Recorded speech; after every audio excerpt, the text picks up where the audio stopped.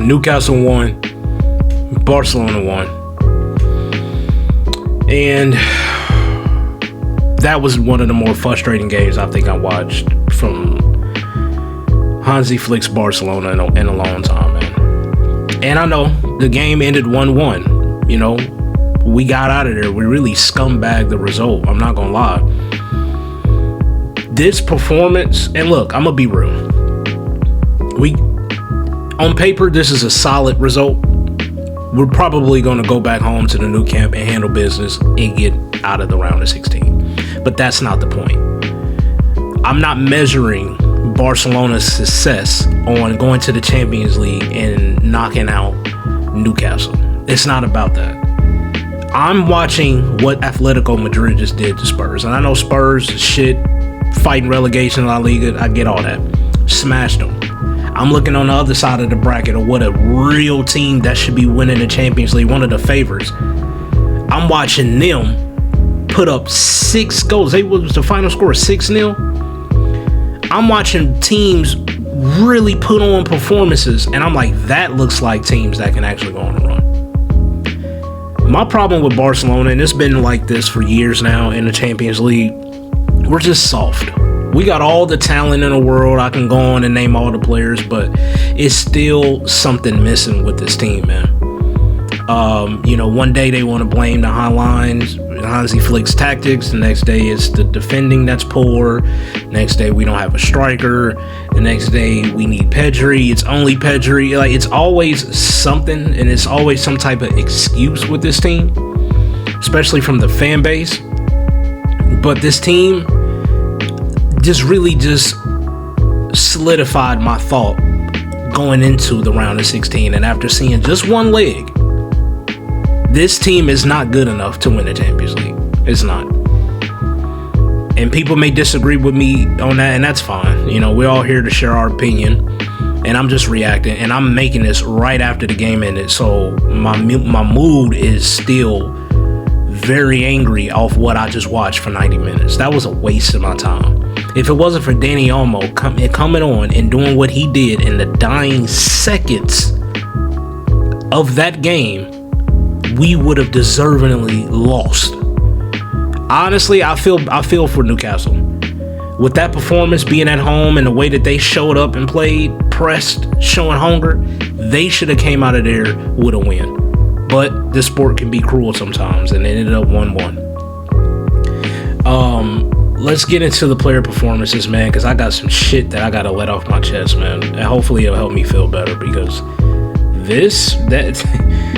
this performance from the team was simply not good enough, man.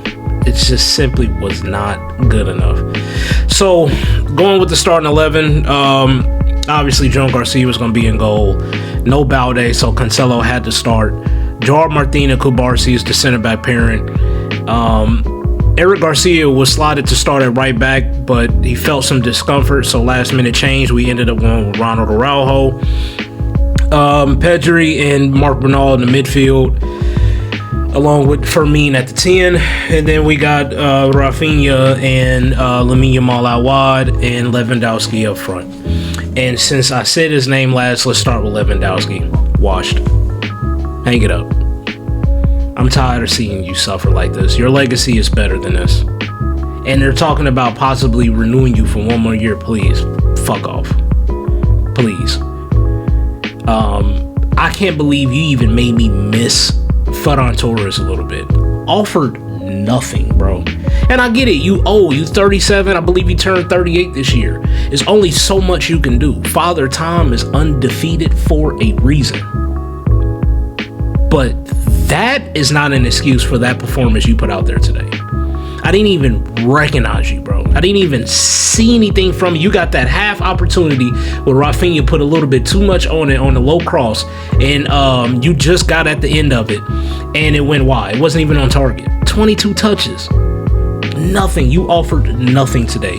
You look old. I think it's best for you to retire, or at least leave Europe, go to the MLS, ball out for a couple years, and then pack your bags and just call it a day, man.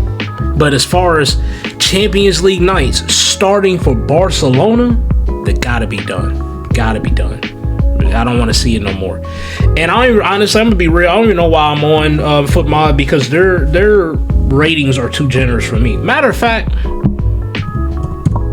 let's get out of here. Something I've never done in a video. Mid-video, we're gonna go ahead and go on a new app. Just to see. And if they have a good rating for Rafinha, and they do as well. Fuck off. Fuck off. They both gave him a 7.4. I don't know why. And I'm talking about Rafinha. That first half from Rafinha, I want to be careful with my words here, because I really do like Rafinha. I really do love the fact that he wears his heart on his sleeve. He wears that captain armband with pride. He presses like crazy when he didn't really do that today, but normally he presses like crazy. He's a leader on the pitch. He's a dog. He's everything that you want. And the more I watch Rafinha deteriorate as far as comparing his performance from this year compared to last year, the more I realize we probably really should have won the Champions League last year. We really should have took advantage of the season we got from Rafinha last year, and really what we got from the team as a whole. Because watching the team's performance, and then specifically looking at Rafinha, he's a shadow of the player that he was last year. I can't really explain it, because it's not like he's old. 29, he's still at the twilight years of his prime, but he offered nothing. That first half, him and Lewandowski, I mean, why were they even on the pitch? I'm gonna just be real. Why were they even on the pitch, bro? And it hurts me to even say this, because I really do fuck with Rafinha. I really do. But simply just not good enough. Just not good enough. Poor performance all the way around from Rafinha. I don't know how the fuck he scumbagged a 7.4, but not good enough. Fermin Lopez didn't really. I don't know, man. He's first of all, he's lucky that he didn't get a yellow card early in the match, and therefore being suspended in that second leg, because sometimes I don't understand him. That decision of pulling the player down, like I said, you're very fortunate to not get your second yellow. But even outside of that, just watching him, I'm not really seeing him involved in the build-up play. His decision-making in the final third was just not what I've been accustomed to seeing, at least in La Liga. But all in all, just wasn't good enough for me, Lopez. They didn't really notice him. Not to say that he was awful, but I don't understand how, again, he got a 7.4. Because if I go and look at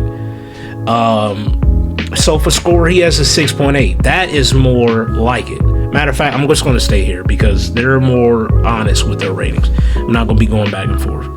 Fermin Lopez, at the end of the day, wasn't good enough. Lamine Yamal, star boy, my dog.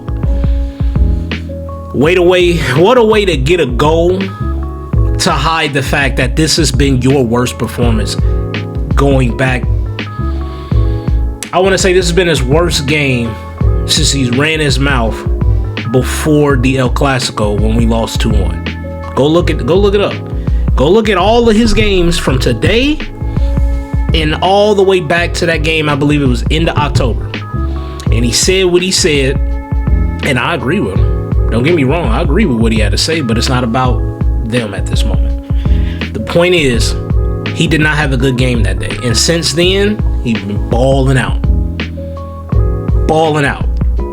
Today, take away that goal. That's the only reason why you got a 7.0. Where were you? Didn't even look interested in the game.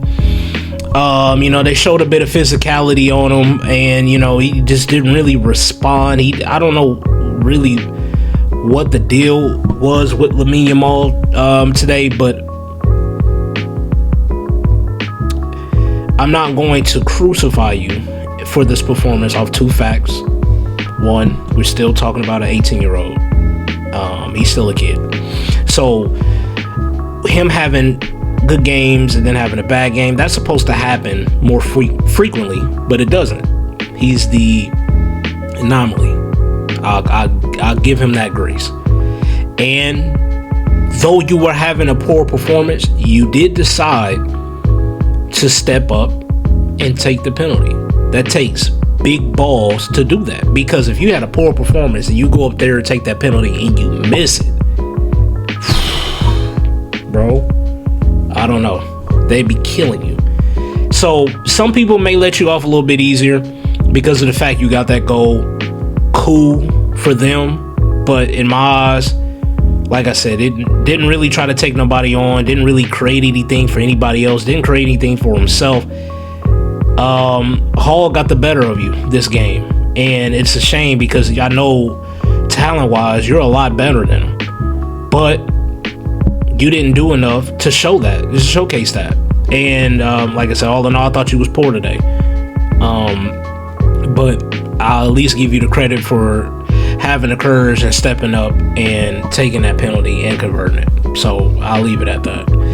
Pedri, bless his heart, he was really the only thing in that first half going forward from the midfield and up. He was really the only thing that we could rely on. He was getting pressed like hell. He was getting fouled like hell. He looked exhausted. He looked like he was getting beat up. And even through all that, he was still doing just enough to at least make us look a bit competent going forward. But for Pedri standards, just like I was saying for Lamine Yamal, for Pedri standards today, poor. Wasn't good enough. The few times he was able to get out of the pressure and then start to create something for somebody else, it didn't fall through. Is that his fault? Is that the other players not making themselves available enough for him to help link up play? I don't know. I seen that moment where he was screaming at Lewandowski because he's tired, he's exhausted. Like I just said, he was getting beat up, pressed like hell. He's looking for outlets, but there's nobody wanting to connect with him. And Lewandowski, as the forward, the center forward, you're supposed to be dropping down to be the link-up play. He's not even bothering. He's just up there, just chilling. And Pedri, who normally has a calm demeanor, at that moment, he was livid. And he has every right to be. Because where was Fermin's in the middle? Where was Lewandowski in the middle to link-up play? Where was him and Lamine Yamal's link-up play? It just wasn't there today. Now, a lot of credit will go to Newcastle because they pressed like hell. They played off the energy of their fans and all that. But over time, you have to figure that out. You have to start. If we are going to be the team that we said we are, going to make this Champions League run, ultimately, you got to be able to unlock Newcastle at Newcastle. I just got to call it how I see it, because it's going to be a lot better teams in tougher environments that we're going to potentially come up against maybe as soon as the next round. And if we can't unlock Newcastle and we're just going to keep relying on home results, that's not Champions League winners don't do that. They will smash you at your house and then make it look even worse when they go home. That's just what it is what it is. Let me get back to the rest of the player performances. Marc Bernal, I would just play him in La Liga. He didn't look up for it in this game. The moment looked a little too big to him. It was a few times he got the ball. If he just had his head up, he could have made a forward pass to somebody going in that direction, but he always chose the safer route and decided to pass the ball backwards. He later ended up hurting his hamstring, or he looked like he pulled a muscle. I hope it's not a serious injury, because like I said, at least in La Liga, we can continue to play him in there and have him develop and build up his confidence and everything like that. So I'm hoping it's not a serious injury so we can keep him on the field for that. But as far as the Champions League nights, I can't wait for Frankie de Jong to come back, because it's just a little bit too early for Marc Bernal. It is. He didn't showcase anything to me on why he should be playing more in the Champions League, especially as we get further, assuming that we go further in this competition. Just wasn't good enough, in my opinion. Not going to shit on him or, blame him, because the whole team as a whole really wasn't good enough. But like I said, man, I was just disappointed with the few opportunities that he had to kind of maybe try to look forward, maybe try to make the runs. The things that we seen him do in La Liga, he just didn't do. And that's unfortunate. Ronald Araujo. One moment. That's all it took, was one moment. Were you hurt? I don't know. But go and look at the goal that we conceded. And look at Ronald Araujo getting back.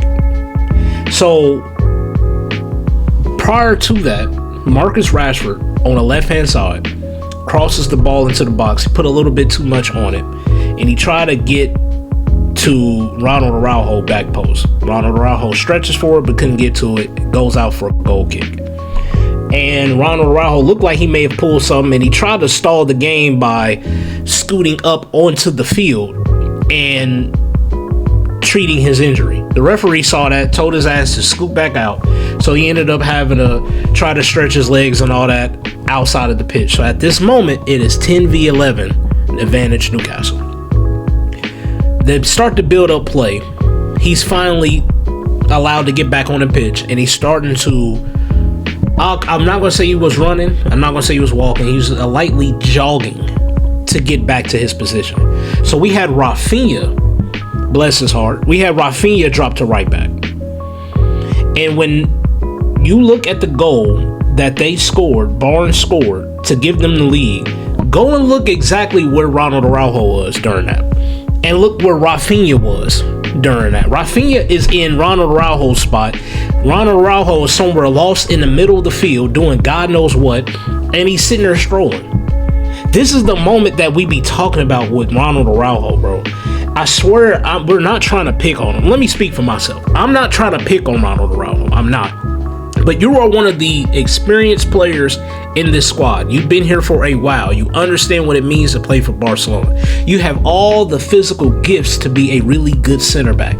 But it just takes one or two moments of laziness, clumsiness, of just you being you.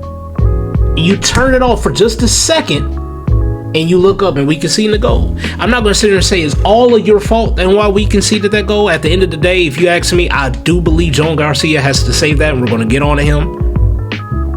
But Ronald Araujo, your problem, you have to be on it and focus for 90 minutes. Your problem is you have a stretch or two that you're not focused, and as a defender, we can't rely on that, because as a defender, you're not on it, you get beat, go. You don't have that luxury to make mistakes as a defender. It is what it is. You chose to be a center back.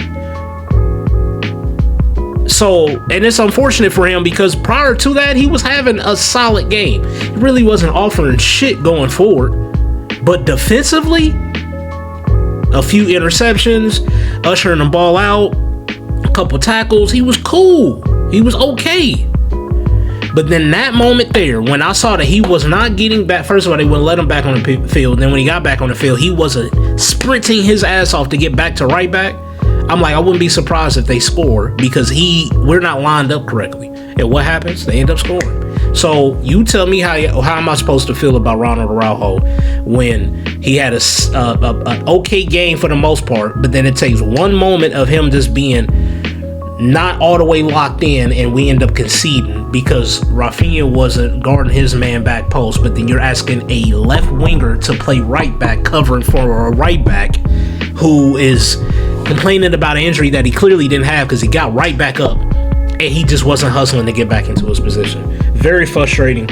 But this is why, Ronald Araujo, you get the criticism that you get. So you the one who has everything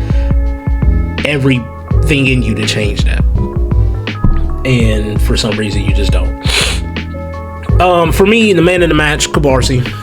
We would have conceded a lot more goals if we didn't have Kubarsi, and it's crazy. I seen this on social media, and I'm 100% agree.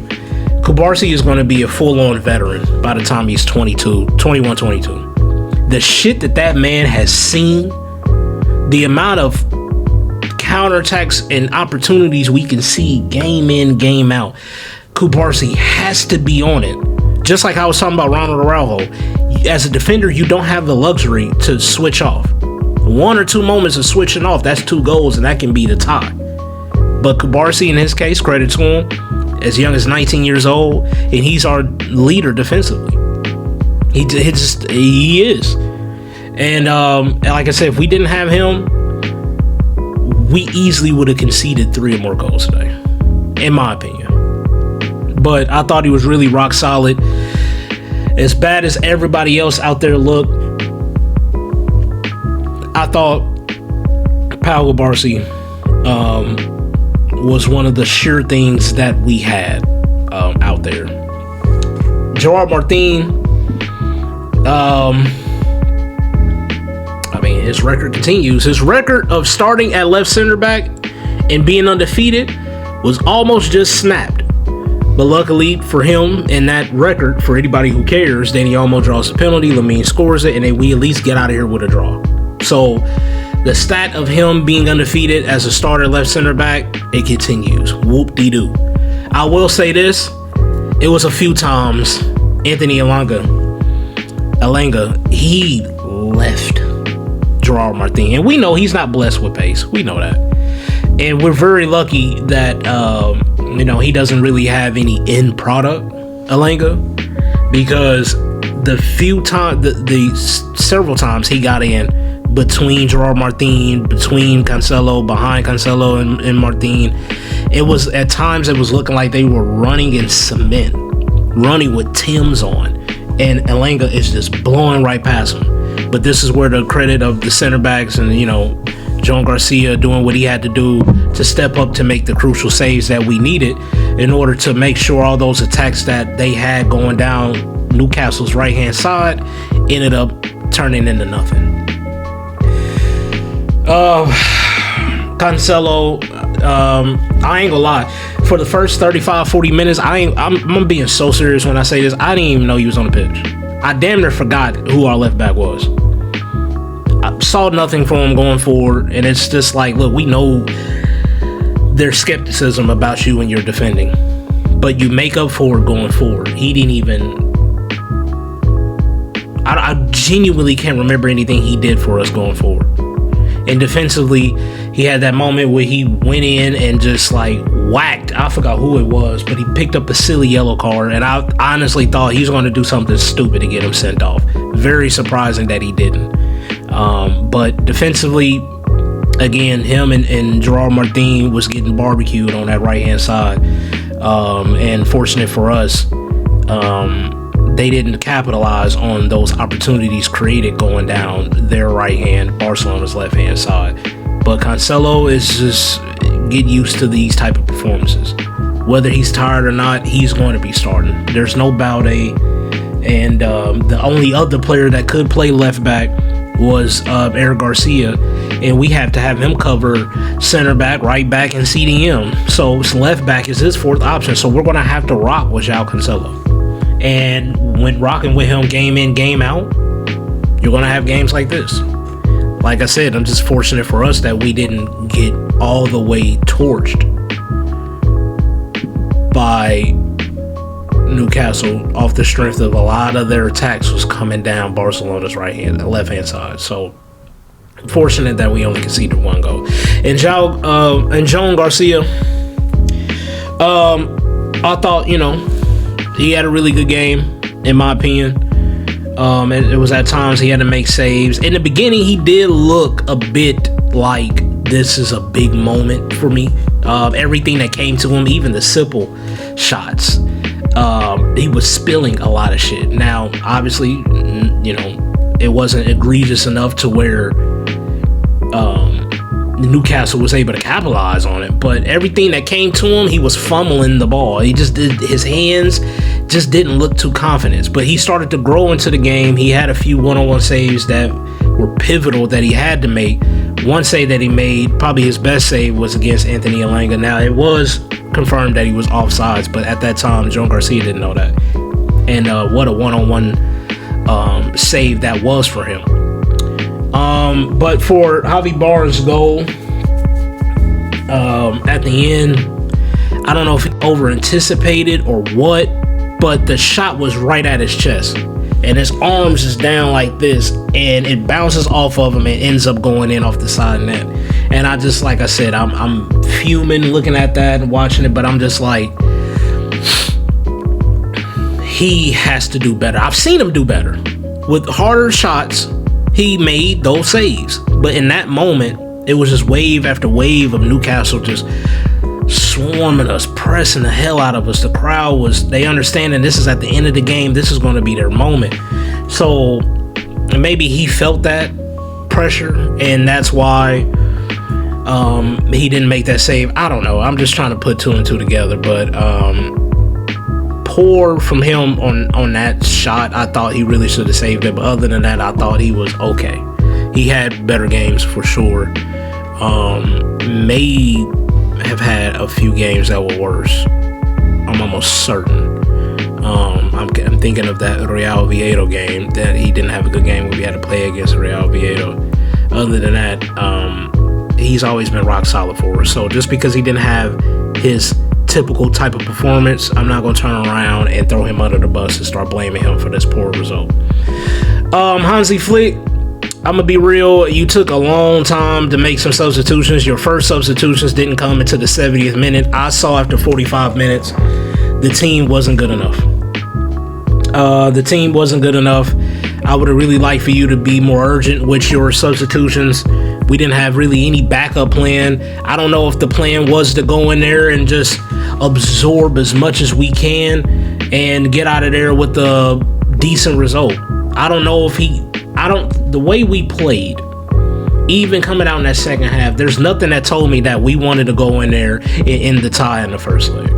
Nothing told me that this is their plan all along. I think their plan was, we're going to wait for a moment or two to see if we can capitalize and get a goal and be rock solid defensively under our highline standards. And let's get out of here to where we're not so fucked going into the second leg where we're going to be clear favorites at home at the new camp. I think that's what I'm hoping. Because if it was anything else, boy, we didn't see it. We didn't see it whatsoever. So, but again, I appreciate Hansi for everything he's done for us. I won't throw him under the bus, but he has to be better. Better with being more urgent into the match and making changes sooner. I did appreciate the fact that he did put on Marcus Rashford, but he put on Marcus Rashford for Lewandowski, which means Rafinha was at the striker position and Marcus Rashford was out left. And I just don't understand this because Marcus Rashford, from what I've seen and online, they say he prefers to be at the 9. And the fact that we got aging Lewandowski and we got Ferran Torres, who's clearly not good enough, I don't get why we haven't experimented Marcus Rashford at the 9 more. I just don't get it. So when you take out a striker for Rashford, I'm thinking, here we go. This is the moment. We can start making those runs behind the line. He has the physicality. He's used to playing in the Prem. We can take advantage of it. He comes on and he just gets slotted out left. And we got Rafinha up at the striker position. I guess is what you want to call that shit. Doesn't make any sense to me. I wish he came on sooner. And I wish that if he was going to come in at left wing, he could have came in a lot sooner off the strength that he was better fitted and suited for this match than what we ended up getting out of Rafinha. I get why you had to start Rafinha, right? Champions League away, everybody's healthy. Rafinha is your starting left winger. I understand it. I get it. But after watching that performance from Rafinha, he should have been a lot quicker on hooking him, especially if you're just going to put him out left. Then he should have came on a lot earlier. So I can't even really give Marcus Rashford a fair assessment on his performance because he came on for 20 minutes. He just looked like everybody else out there. Just really didn't look too interested and didn't really see the energy from him. But the man of the match to me, in my eyes, and his rating don't really say it, and it tripped me the fuck out when I saw that Pedri got subbed off. Because I'm like, dear God, why are we doing that? What was the point of resting him against Bilbao just for him to still get subbed off 70 minutes into the match, especially when he's been our most important player so far, at least from the midfield and forward wise? Taking him off concerned the hell out of me, and especially if it was coming off for Dani Olmo. But credit to Dani Olmo, he came in there and he immediately got thrown into the action, drew a foul. He was trying to dribble through two. But he was doing the necessary parts. He just came in and kind of calmed everything down. And like I said, that fake left and then dinking it back right and then getting clipped and fouled to draw that penalty, that was all Dani Olmo right there. And people are quick to shit on him when he's not having a good game, when he doesn't make an impact. But shit, we deserved nothing from this game. And Danny Olmo came on and kept everything under composure. He kept his composure, I guess is what I'm trying to fucking say. He kept his composure while being thrown into the fire, especially coming in replacing Pedri. You don't have a calm player like Pedri next to you that can help elevate your game. You got to come in and basically play that Pedri role, and I thought he did really well, and he was the deciding factor on why we ended up coming out of here and scumbag the result 1-1. So I feel a lot better, man, getting all that shit off my chest, because watching that game, bro, I was fuming, and I'm at work, bro, and it's like, how can I keep my composure watching this performance while I'm still supposed to be at work? How is that going to work? And I didn't. It's unfortunate that I couldn't be able to live stream the match, because y'all would have seen some shit. I was in here flipping the fuck out. All in all, this is my point. I'm going to end it on this. Barcelona did not deserve anything in this game, but somehow, some way, we get out of here with the 1-1 result.